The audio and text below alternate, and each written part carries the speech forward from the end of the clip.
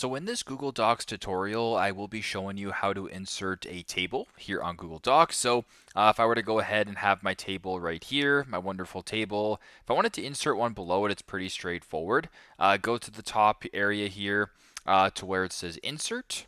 Once that is done, go down to where it says table, and then go ahead right here to where it says these options. You can go ahead and select how many columns by how many rows you want to make your table. So if you wanted to make your table, I don't know, a 5 by 5, for example, you can go ahead and do that, and it's going to insert automatically. Now, once you guys are here, you can actually choose to format the table however you want as well. If you want to add lines around it, you can do that. Do what you got to do, basically play around with it. You can also go ahead and insert lines below. You can insert rows up top as well.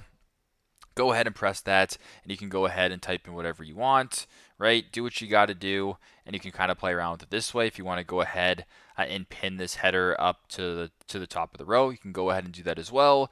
You can go ahead, you can add, subtract, do what you got to do, and basically play around that way. So that's how you guys can insert tables on Google Docs. Thanks again for watching, and hope this helps.